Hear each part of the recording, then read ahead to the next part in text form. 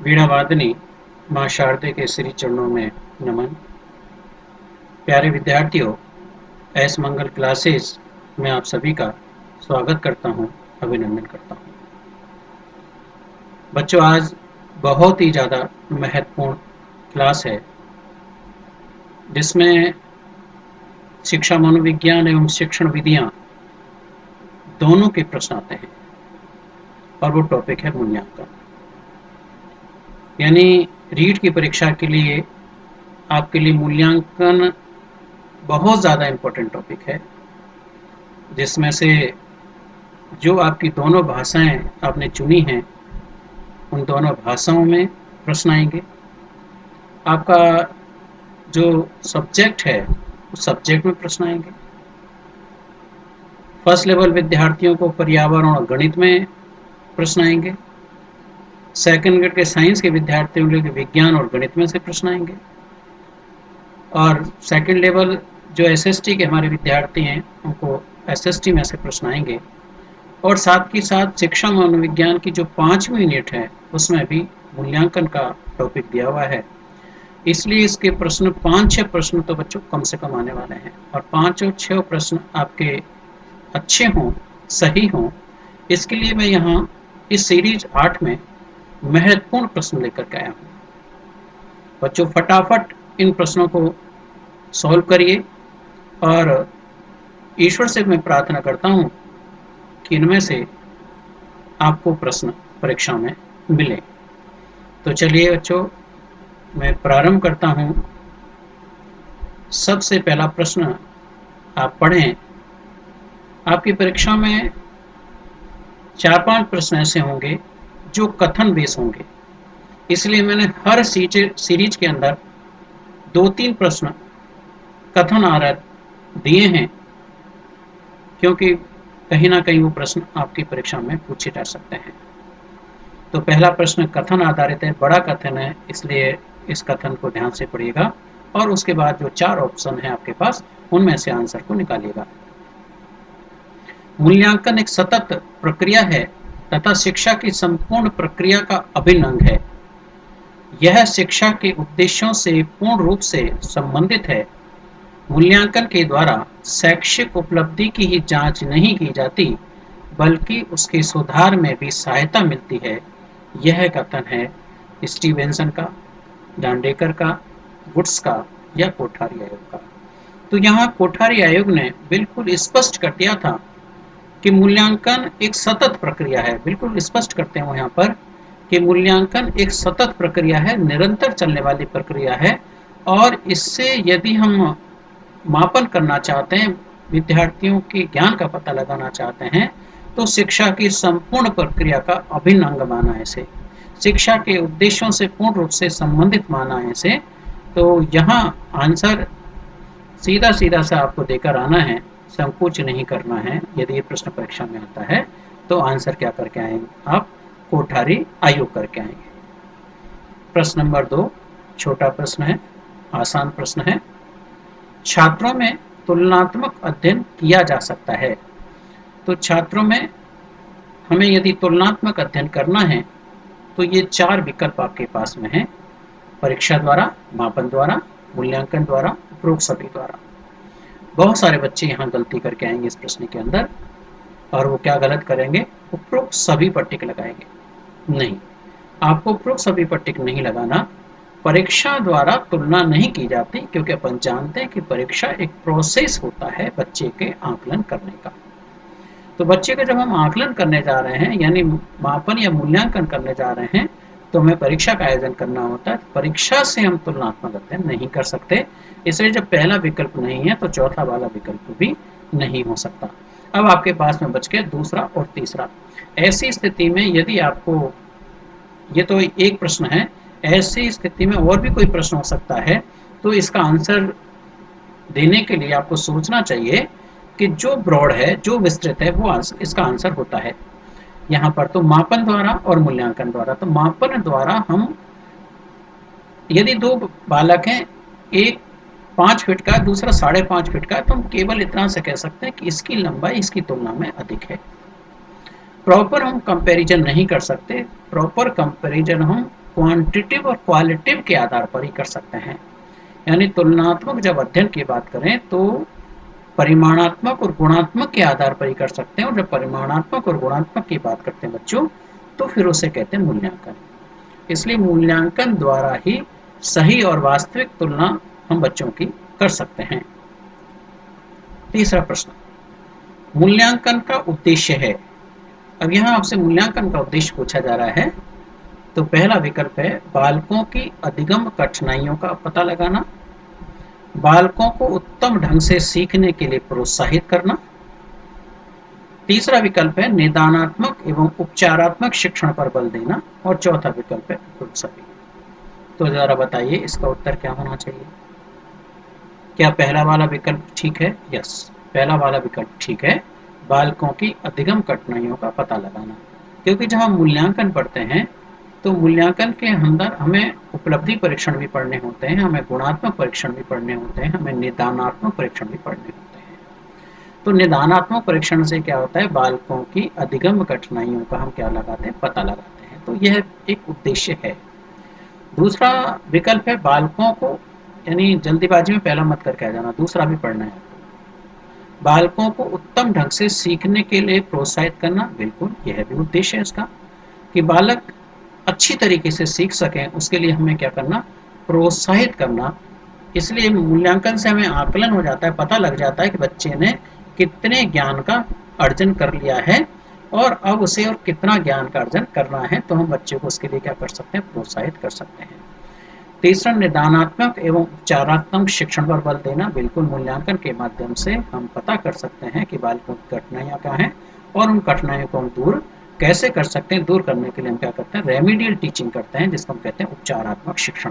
तो मूल्यांकन के बच्चों ये तीनों ही उद्देश्य हैं, इसलिए आंसर क्या हो गया इसका, चौथा वाला विकल्प सही है।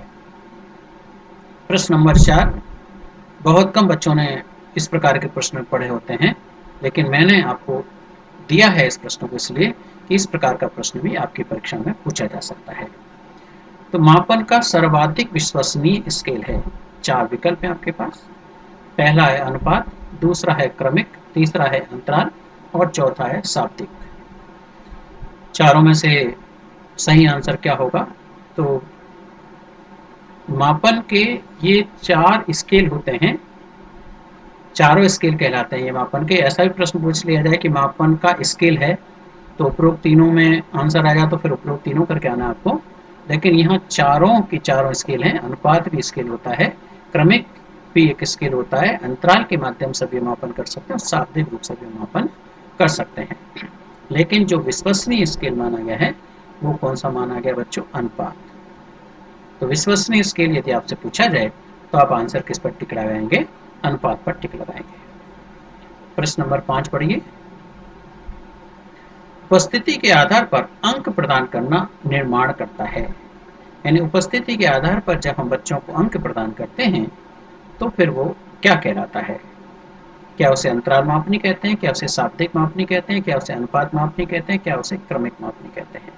क्रमिक मापनी नहीं हो सकता, क्योंकि क्रमिक मापनी कथनावली के रूप में मापन करती है। अनुपात मापनी भी नहीं होता, इसका उपस्थिति के आधार पर हम विश्वसनीयता की बात नहीं कर सकते। शाब्दिक मापनी के आधार पर भी हम उपस्थिति की बात नहीं कर सकते, लेकिन हाँ, उपस्थिति में क्या होता है, एक अंतराल होता है। इसलिए जब भी उपस्थिति की बात हो तो आंसर बच्चों क्या करके आना है आपको? अंतराल मापनी, यानी उपस्थिति के आधार पर अंक प्रदान करना निर्माण किसका करता है? अंतराल मापनी का निर्माण करता है। प्रश्न नंबर 6, अवलोकन प्रविधि सर्वाधिक उपयोगी है। अब जब हम अवलोकन की बात कर रहे हैं तो अवलोकन क्वालिटेटिव की बात करती है, गुणात्मक पक्ष की बात करती है। यानी बालकों में व्यवहार का अध्ययन करना है, गुणात्मक पहलुओं की जानकारी हमें करनी है, तो अवलोकन प्रविधि बहुत अच्छी विधि मानी जाती है। और इसे हम कई बार बहुत यूज में लेते हैं, और वो कौन से बच्चों के लिए? छोटे बच्चों के लिए। यानी अवलोकन है वो बच्चे, जो छोटे बच्चे होते हैं वो स्वाभाविक क्रिया करते हैं, और स्वाभाविक क्रिया का यदि हमें आकलन करना होगा तो हम अवलोकन प्रविधि का उपयोग करेंगे। यहाँ पर बच्चों को गार्डन में ले जा करके हम देखें तो बच्चे विभिन्न प्रकार के क्रियाकलापों को गार्डन में जाकर करते हैं। तो हम क्या कर रहे हैं, हम देख रहे हैं तो अवलोकन कर रहे हैं, ऑब्जर्व कर रहे हैं। और वो ऑब्जर्व कैसा होगा, स्वाभाविक होगा।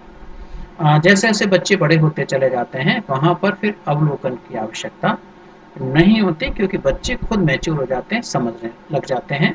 लेकिन यहाँ छोटे स्तर पर बच्चों के व्यवहार का जब आकलन करना होता है, तो जो सर्वाधिक उपयोगी है वो कौन से प्रकार के बालकों के लिए, प्राथमिक स्तर के बालकों के लिए अवलोकन विधि। सर्वाधिक शब्द है इसलिए ध्यान यहाँ इस पर ध्यान दे लेना। यदि पूछा जाए अवलोकन प्रविधि उपयोगी है, तब तो उपरोक्त तीनों आंसर होता, लेकिन सर्वाधिक शब्द देते ही इन तीनों स्तरों में सबसे ज्यादा है वो प्राथमिक स्तर के बालकों के लिए है। प्रश्न नंबर 7 है, संबंधित विषय वस्तु का सूक्ष्म निरीक्षण करके तथ्यों का वास्तविक रूप में अध्ययन किया जाता है। यहाँ भी 4 विकल्प आपके पास आ गए। पहला है साक्षात्कार में, दूसरा है प्रश्नावली में, तीसरा है रेटिंग स्केल में और चौथा है अवलोकन में। बताइए क्या आंसर होना चाहिए इसका। आंसर है वो यहां पर है। यदि इन शब्दों को जान लेंगे तो इसका आंसर निकाल लेंगे हम। क्या साक्षात्कार में हम सूक्ष्म निरीक्षण की बात करते हैं क्या? नहीं। साक्षात्कार तो एक आमने सामने चलने वाली प्रक्रिया है। साक्षात्कार देने वाला सामने बैठा होता है, लेने वाला उसके सामने बैठा होता है और वो दोनों आपस में एक वार्तालाप करते हैं। वो सूक्ष्म निरीक्षण नहीं होता। क्या प्रश्नावली में सूक्ष्म निरीक्षण होता है? नहीं। प्रश्नावली में भी बालकों को उत्तर देने होता है, तो वहां वो सूक्ष्म निरीक्षण गहराई के साथ निरीक्षण नहीं हो पाता है। रेटिंग स्केल में भी नहीं है। रेटिंग स्केल को हम क्रम निर्धारण मापनी हिंदी में कहते हैं। यह भी नहीं है, इसके द्वारा भी हम सूक्ष्म निरीक्षण की बात नहीं कर सकते। तो फिर चौथा वाला विकल्प बचता है आपके पास अवलोकन। अवलोकन अभी छठा प्रश्न में इसी से संदर्भ बात आई थी कि अवलोकन विधि प्रविधि के माध्यम से ही हम बच्चों का क्या करते हैं, वास्तविक निरीक्षण करते हैं, सूक्ष्म निरीक्षण करते हैं, गहराई के साथ निरीक्षण करते हैं और वास्तविक रूप से हम उसका पता लगाते हैं। तो यहाँ जो सूक्ष्म निरीक्षण एक प्रकार से कहूँ तो नियंत्रित वातावरण में भी हो सकता है और स्वतंत्र वातावरण में भी हो सकता है यहाँ पर। तो इसका आंसर क्या है बच्चों? फोर्थ वाला विकल्प सही है। प्रश्न नंबर 8, साक्षात्कार मौलिक रूप से एक सामाजिक अंतःक्रिया की प्रक्रिया है, यह कथन है। तो इस प्रकार का ये दूसरा प्रश्न आ गया कथन आधारित। पहला प्रश्न हमने पूछा था कथन आधारित, जिसका कोठारी आयोग था उत्तर। दूसरा साक्षात्कार को लेकर के है कि जो साक्षात्कार मौलिक रूप से एक सामाजिक अंतःक्रिया की प्रक्रिया है, यह कथन है। क्योंकि साक्षात्कार एक अकेले के द्वारा नहीं होता, साक्षात्कार एक सामने वाले बालक का होता है। तो जब आमने सामने प्रक्रिया चल रही है तो वो एक सामाजिक अंतःक्रिया कहलाती है। तो ये कथन किसके द्वारा दिया गया? क्या जॉन डाले के द्वारा दिया गया है या गुडे एवं हेट के द्वारा, पीवी यंग के द्वारा या गुड्स के द्वारा? तो आंसर इसका क्या होगा बच्चों? याद रख लीजिएगा, जब साक्षात्कार का इस प्रकार का प्रश्न अंतःक्रिया को लेकर के प्रश्न पूछा जाए तो ये कथन किसका है? गुडे एवं हेट का है। प्रश्न नंबर 9, प्रश्नों की रचना के आधार पर प्रश्नावली का प्रकार है। अब यहाँ ये मैं अंडरलाइन कर देता हूं कि जो प्रश्न का उत्तर है वो इस पर आधारित है, यानी खास तौर से इस रचना शब्दों को आपको ध्यान में रखना है, क्योंकि प्रश्नों की प्रकृति के आधार पर भी प्रश्नावली का प्रकार हो सकता है। 4 विकल्प हैं: खुली प्रश्नावली, संरक्षित प्रश्नावली, चित्रमय प्रश्नावली और उपरोक्त सभी। प्रश्नों की रचना के आधार पर जब हम बात करते हैं तो खुली प्रश्नावली इसका ऑप्शन नहीं हो सकता। संरचित प्रश्नावली ऑप्शन हो सकता है, चित्रमय नहीं हो सकता, तो उपरोक्त सभी भी नहीं हो सकता। जब रचना की अपन बात करेंगे तो रचना आधारित जो प्रश्नावली है वो कौन सी होती है? संरचित प्रश्नावली कहलाती है। ध्यान रख लो बिल्कुल कि जहां पर, क्योंकि संरचित यानी रचित, रचित किए गए, रचित कर इकट्ठे किए गए। तो प्रश्नों की रचना के आधार पर जब हम प्रश्नावली बनाते हैं, यानी प्रश्नों की रचना करके जब उनको एक प्रश्नावली के रूप में देते हैं, तो फिर वो प्रश्नावली क्या कहलाती है? संरचित प्रश्नावली कहलाती है। प्रश्न नंबर 10, मूल्यांकन की ऐसी प्रविधि जिसमें कुछ कथन दिए जाते हैं, ऐसा प्रश्न आता है एक परीक्षा में, ध्यान में रखिए। जिनका 3, 5 अथवा 7 बिंदुओं तक सापेक्ष निर्णय करना होता है वह है। मैं अंडरलाइन कर दूं, जहां पर इसका उत्तर आपको निकालना है, जहां से 3, 5 अथवा 7। ठीक है। और दूसरी बात ये ध्यान में रख लो, कुछ कथन। तो जांच सूची क्या होती है? जांच सूची एक ऐसी सूची होती है जिसमें बालकों के गुणों और अवगुणों दोनों को लिखा जाता है और जांच की जाती है कि बच्चे के अंदर कौन से गुण हैं और कौन से अवगुण हैं। तो इसमें 3, 5 अथवा 7 बिंदुओं की बात अपन नहीं कर सकते। टिक लगाते हैं, हाँ या ना में उत्तर लिखते हैं। दूसरा है प्रश्नावली। प्रश्नावली और कथनावली, चूंकि इस प्रश्न में क्या पूछा है, कुछ कथन दिए जाते हैं, तो कथनावली कभी भी प्रश्नावली नहीं होती बच्चों। प्रश्नावली जहां पर प्रश्नवाचक चिन्ह लगे, जहां पर प्रश्न हमें नजर आए। कथन में अंतर होता है। अब मैं यदि आपसे पूछूं, क्या तुम सुबह जल्दी उठते हो, क्या तुम माता पिता का कहना मानते हो, तो ये प्रश्नावली है, प्रश्नावली के प्रश्न हैं। लेकिन यदि मैं दूसरी ओर कहूं आपको, एक अध्यापक को विद्यालय में समय पर आना चाहिए। अब ये प्रश्न है या कथन है? ये कथन है। अब कथन है तो ये कथन सहमत, असहमत, अनिश्चित के रूप में भी हो सकता है। ये कथन पूर्ण सहमत, सहमत, अनिश्चित, असहमत, पूर्ण असहमत के रूप में भी हो सकता है। यानी 3, 5, 7 स्केल पर आधारित हो सकता है, और वो कथन होगा, प्रश्न नहीं हो सकते। ये ध्यान रखना। प्रश्न है वो 2 विकल्प के आधार पर हो सकते हैं या 4 विकल्प के आधार पर हो सकते हैं। यहाँ 3, 5, 7 विकल्प दिए जा रहे हैं आपको, तो प्रश्नावली नहीं हो सकता, जहां सूची नहीं हो सकता। संचय आलेख की भी मैं बात करूं तो संचय आलेख भी क्या होते हैं, ना उसमें कथन की बात करते हैं, ना प्रश्नों की बात करें, उसमें कहते हैं बच्चों के 1 साल के रिकॉर्ड्स, जो कक्षा अध्यापक के माध्यम से एकत्रित किए जाते हैं। इकट्ठे, संचय माने इकट्ठा करना, इकट्ठे किए जाते हैं। बच्चा कितने दिन स्कूल आया, कितने दिन, यानी उपस्थिति देखी जाती है, बच्चे का व्यवहार देखा जाता है, बच्चे के मार्क्स देखे जाते हैं, बच्चे के जो को करिकुलर एक्टिविटीज़ हैं उनमें देखा जाता है। तो वो सारी बातें इकट्ठी कर लेते हैं हम, वो संचय आलेख होते हैं। तो यह भी इसका विकल्प ठीक नहीं है। अब इस प्रकार का प्रश्न आए, और ये बात और ध्यान में रख लेना, कई बार हिंदी में प्रश्न समझ में नहीं आया, उसके विकल्प समझ में नहीं आया, तो हमें इंग्लिश, जो क्योंकि हमें बाईलैंग्वेज पेपर आता है, तो इंग्लिश का विकल्प भी हमें देख लेना चाहिए। क्रम निर्धारण को अभी मैंने पिछले प्रश्न में बताया था कि अंग्रेजी में इसको रेटिंग स्केल कहते हैं और हिंदी में इसको क्रम निर्धारण कहते हैं। जब स्केल की बात कर रहे हैं और रेटिंग की बात कर रहे हैं, तो अपन ने भी रेटिंग देगी कि इसको हम 3 रेट दे सकते हैं। आपने भी बहुत सारे सोशल मीडिया पर भी आप देखते हैं, नेट का भी आप उपयोग करते हैं, गूगल का उपयोग करते हैं, तो कई सारे लोगों को 3 रेट मिली है। स्कूलों में भी आजकल 5 star rating, 3 star rating, 7 star rating, होटलों में भी आपने देखा होगा। तो वो क्या कहलाता है, रेटिंग कहलाती है, रेट देना। तो 3, 5, 7 ये क्या है, क्रम निर्धारण यानी रेटिंग स्केल के अंतर्गत आता है। प्रश्न नंबर 11, नील पत्र को और किस नाम से जाना जाता है? तो नील पत्र को हम आधार पत्र भी कहते हैं, ध्यान में रखिएगा। आधार चार्ट नहीं कहते, आधार पत्र कहते हैं। तो जल्दीबाजी में उत्तर मत देकर आ जाना, फटाफट से आधार चार्ट कर दो यहाँ पर। नील पत्र को जब हम तैयार करते हैं तो उससे पहले हमें 3 बातों को ध्यान में रखना पड़ता है, 3 दिशाओं को ध्यान में रखना पड़ता है। पहली है शिक्षण उद्देश्यों को, दूसरी बात है इकाई एवं इकाइयों को, तीसरी बात है प्रश्नों के प्रकारों को। चूंकि नील पत्र का निर्माण करते समय हमें 3 दिशाओं को ध्यान में रखना पड़ता है, 3 बातों को, 3 बिंदुओं को ध्यान में रखना पड़ता है, इसलिए बच्चों अपन कहते हैं इसको त्रिदिशा सूचक चार्ट। इसे द्विभुजी चार्ट नहीं कहते, इसको बहुदिशा सूचक चार्ट नहीं कहते, इसे आधार चार्ट नहीं कहते। आधार पत्र तो कहते हैं लेकिन चार्ट नहीं कहते, इसको क्या कहते हैं, त्रिदिशा सूचक चार्ट के नाम से जाना जाता है।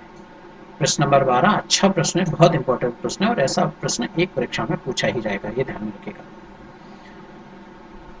एक विशेषता वस्तुनिष्ठता पर आ जाता है, विश्वसनीयता पर आ जाता है, या वैधता पर आ जाता है। इनमें से एक परीक्षा में प्रश्न आना ही आना होता है, इसलिए ध्यान से पढ़िए इस प्रश्न को। ऐसा परीक्षण जिसके द्वारा वही मापा जाए जिसके मापन हेतु उसको प्रयोग में लाया गया है, विशेषता निहित है। तो यदि आपसे एक उत्तर की बात की जाए, एक विकल्प की बात की जाए, जिसका केवल और केवल एक ही उत्तर दिया जा सके, तो फिर हम बात करेंगे वस्तुनिष्ठता की। और जब बच्चों में विभेद कर सके, बच्चों में अंतर कर सके, हमारे जो धीमी गति के बालक हैं, हमारे जो सामान्य बालक हैं, हमारे जो उच्च बुद्धि वाले बालक हैं, उनमें अंतर कर सके, विभेद कर सके, तो उसे अपन विवेदनशीलता कहते हैं।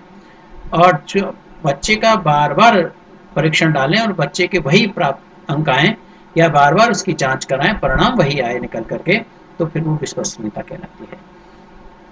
वस्तुनिष्ठता क्या होती है, वैधता क्या होती है, विवेदनशीलता क्या होती है और विश्वसनीयता क्या होती है। एक आदर्श परीक्षण की ये चारों की चारों विशेषताएं, और इन चारों विशेषताओं का आशय आपको मैंने समझा दिया है, और इस आशय को समझ लीजिएगा क्योंकि परीक्षा में प्रश्न आएगा ही आएगा। तो यहाँ अब पूछा जा रहा है ऐसा परीक्षण जिसके द्वारा वही मापा जाए जिसके मापन हेतु उसको प्रयोग में लाया गया है। यहाँ पर इसका आंसर तो आप समझ गए होंगे अब इसका। यानी बच्चे का जिस चीज का हम आकलन करना चाहते हैं, जिस चीज का हम पता लगाना चाहते हैं, उसके लिए हम उसे प्रयोग में लेकर के आ रहे हैं। हमें बच्चे की शारीरिक दक्षता का पता लगाना है, तो शारीरिक दक्षता के लिए ही हम प्रयोग में लेकर के आ रहे हैं यहाँ पर। तो यहाँ जो आंसर जा रहा है, जो उद्देश्यों की बात, यानी शारीरिक मापन करना, मानसिक मापन करना, सामाजिक मापन करना, ज्ञान का मापन करना, संवेग का मापन करना, तो जिस उद्देश्य के लिए हम बनाया उसके लिए हम प्रयोग में लेकर आ रहे हैं। तो उद्देश्य आधारित परीक्षण सदैव कौन से परीक्षण कहलाते हैं, वैध परीक्षण कहलाते हैं। इसलिए आंसर क्या है इसका, वैधता। तो उद्देश्य आधारित परीक्षण, जब भी आपको ऐसा प्रश्न मिले तो आंसर क्या करना, आपको वैधता करके आनी है। प्रश्न नंबर 13, निम्न में से परीक्षण का मानक है। अब परीक्षण के जो मानक होते हैं बच्चों, वो 4 होते हैं, ध्यान में रखिएगा। एक आदर्श परीक्षण के जो नॉर्म्स हैं, स्टैंडर्ड हैं, वो हैं 4। एक होता है आयु मानक, दूसरा है श्रेणी मानक, तीसरा है शतांशीय मानक और चौथा है कक्षा मानक। इन 4 मानक के आधार पर ही हम जो टेस्ट है हमारा उसको क्या करते हैं, स्टैंडर्डाइज करते हैं, मानकों के हिसाब से तैयार करते हैं। तो 3 मानक यहाँ पर दिए हुए हैं, इसलिए आंसर क्या हो जाएगा इसका, उपरोक्त सभी हो जाएगा। प्रश्न नंबर 14, मूल्यांकन का निकटतम संबंध होता है। इसमें भी गलती करेंगे बच्चे, बहुत बच्चे गलती करेंगे। मूल्यांकन का निकटतम संबंध होता है, बहुत सारे बच्चे कहते हैं कि विषय वस्तु से होता है, बहुत सारे बच्चे कहते हैं मूल्यांकन प्रविधियों से होता है, क्योंकि मूल्यांकन का पूछा जा रहा है तो मूल्यांकन प्रविधि करके आने वाले हैं। बहुत सारे बच्चे उद्देश्य करके आने वाले हैं, बहुत सारे बच्चे सीखने की क्रियाओं से करने वाले हैं। लेकिन आपको उत्तर जो करके आना है परीक्षा में, वो करके आना है उद्देश्यों से। यानी उद्देश्य है तभी मूल्यांकन है, उद्देश्य नहीं है तो मूल्यांकन नहीं है। ये आपने ब्लूम टैक्सोनॉमी के अंदर भी पढ़ लिया होगा कि उद्देश्यों के आधार पर ही हम बच्चे का क्या करते हैं, आकलन करते हैं। और जब बच्चे का आकलन करते हैं तो सीधा सीधा सा विषय वस्तु से ताल्लुकात नहीं है। जब आपने पाठ्य योजना बनाई थी तो आपने लिखा था विद्यार्थी ये कर सकेंगे ज्ञान के रूप में, अवबोध के रूप में, अनुप्रयोग के रूप में, कौशल के रूप में। तो इन से रिलेटेड ही प्रश्न बाद में आपने मूल्यांकन के अंदर पूछे थे, और जब उत्तर बच्चों ने बता दिए थे तो इसका मायने कि जो उद्देश्य आपने निर्धारित किए थे उनकी पूर्ति हो गई है। तो यहाँ जब भी हम मूल्यांकन के निकटतम संबंध की बात करेंगे तो आंसर क्या होगा, उद्देश्य होगा। प्रश्न नंबर 15, मूल्यांकन किया जाना चाहिए। अब 4 विकल्प हैं, इसमें भी गलत होने की संभावना है। पहला विकल्प है सीखने के अनुभव प्रदान करते समय, नहीं। जब बच्चा सीख रहा होता है तभी हम बच्चे का मूल्यांकन कैसे पता करेंगे, क्योंकि हमें सीख रहा है, अभी तो बच्चा सीखा नहीं है। सीख ले तो अपन उस बच्चे का क्या कर सकते हैं, मूल्यांकन कर सकते हैं। दूसरा, उद्देश्यों का स्पष्टीकरण करते समय, नहीं। अभी तो हम उद्देश्यों को क्या कर रहे हैं, बच्चे के सामने स्पष्टीकरण कर रहे हैं, सीखने का अनुभव तो दिया ही नहीं है, तो मूल्यांकन नहीं कर सकते। तीसरा वाला विकल्प, चौथा विकल्प हो नहीं सकता। तीसरा, उद्देश्यों का स्पष्टीकरण तथा अधिगम अनुभव प्रदान करने के बाद, यस। जब हम उद्देश्यों का स्पष्टीकरण कर लें और अधिगम अनुभव बच्चों को प्रदान कर लें तो फिर हम पता लगा सकते हैं कि बच्चों ने कितना सीखा है, तब हमें क्या करना चाहिए, मूल्यांकन करना चाहिए। तो इसका जो सही आंसर है वो क्या है, तीसरा विकल्प है।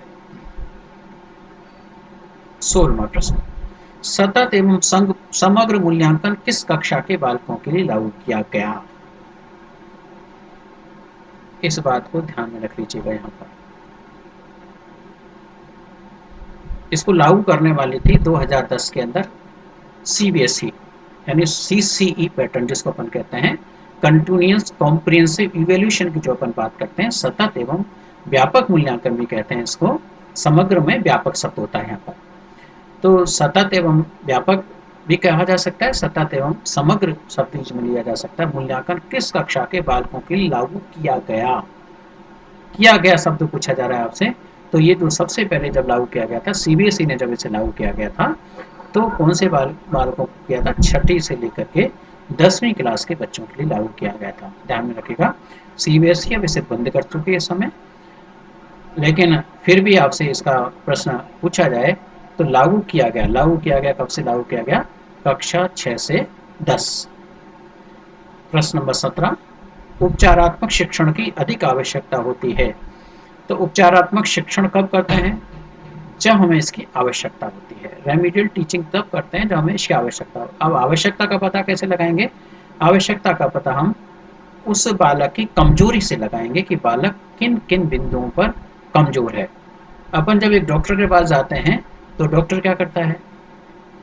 डायग्नोस करता है, कमजोरी का, बीमारी का पता लगाता है, समस्या का पता लगाता है, और जब पता लग जाता है तो वो क्या करता है? उसका उपचार करता है।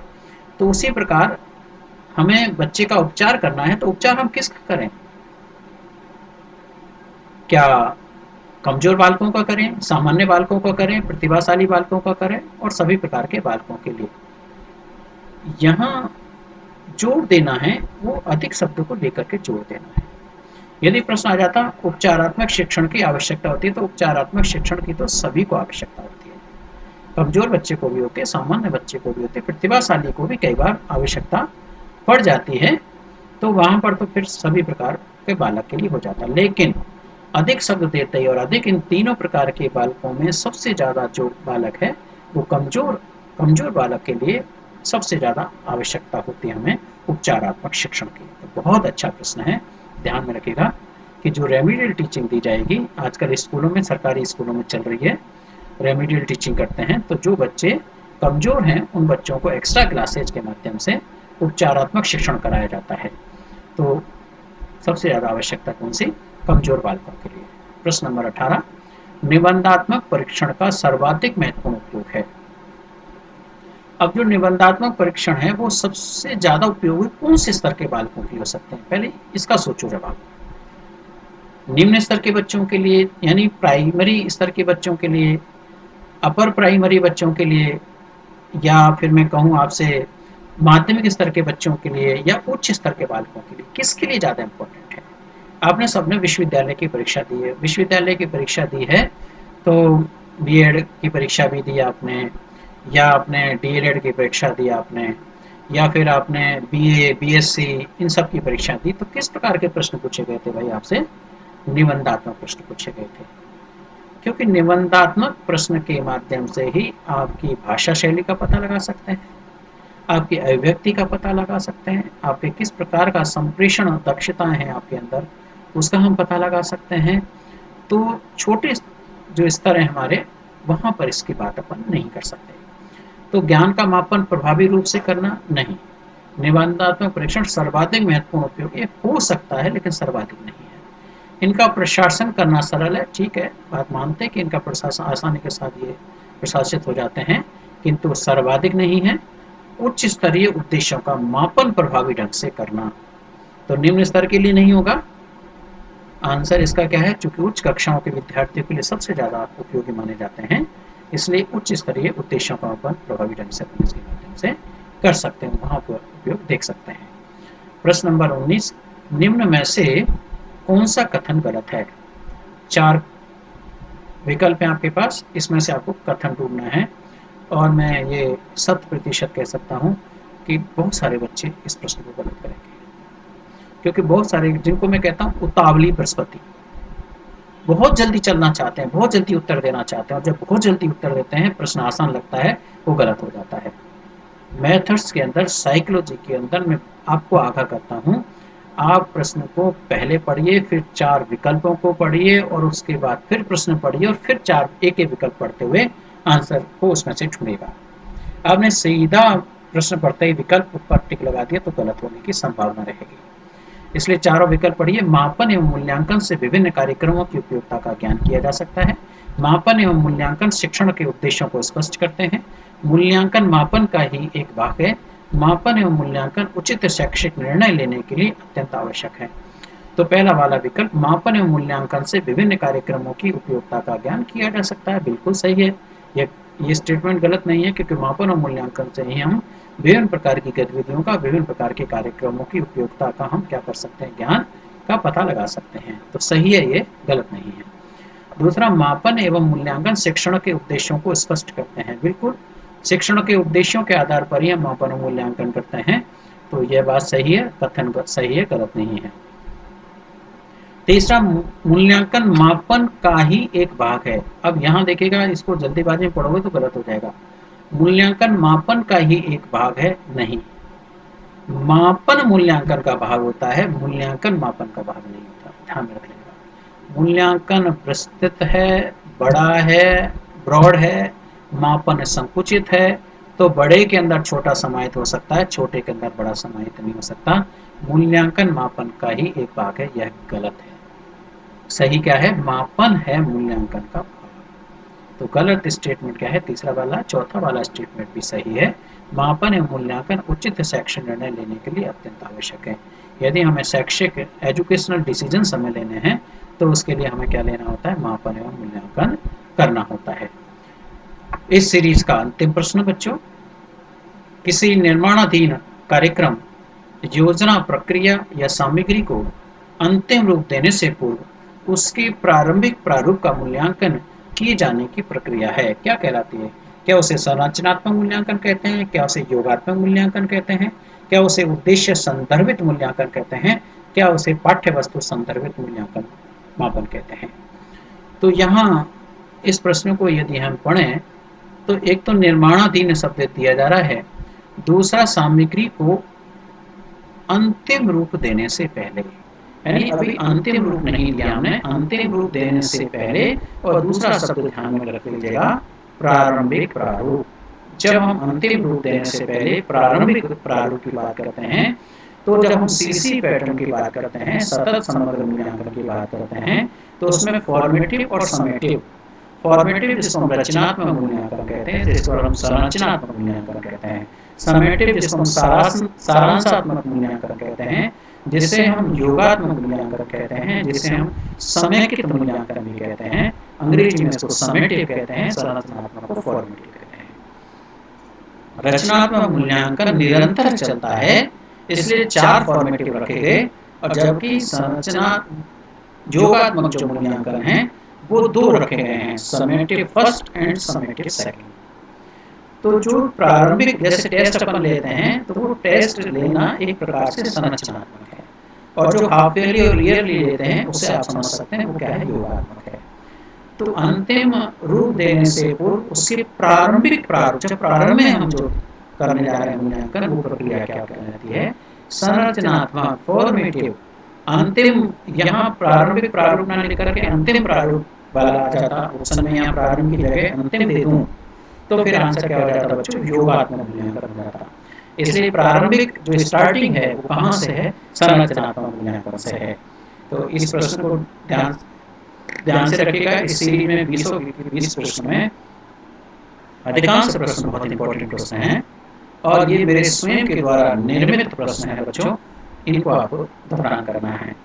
परीक्षा नज़दीक है, और अब परीक्षा नज़दीक की घड़ी में आप इस समय पूरे तन्मयता के साथ में अपनी परीक्षा की तैयारी में लगे हुए हैं, जुटे हुए हैं। आपको आपकी इस परीक्षा में और जीवन की परीक्षा में सफलता मिले, ऐसी मैं ईश्वर से कामना करता हूँ। यह तो एक बहुत छोटी परीक्षा है बच्चों, अभी रीट की परीक्षा, केवल इस रीट की परीक्षा को पास नहीं करना, आपको सेकंड ग्रेड परीक्षा को भी पास करना है, आपको फर्स्ट ग्रेड का अध्यापक बनना है, और आगे भी उत्तरोत्तर प्रगति करनी है। तो ये मेरा अभी अंतिम वीडियो है। इसके बाद जब ये आपकी रीट की परीक्षा संपन्न हो जाएगी तो सेकंड ग्रेड के लिए भी, फर्स्ट ग्रेड के लिए भी, फर्स्ट ग्रेड के लिए स्कूल मैनेजमेंट जिसके 30 नंबर का प्रश्न आते हैं, 15 प्रश्न आते हैं, वो प्रश्न भी मैं आपके लिए जारी रखूंगा।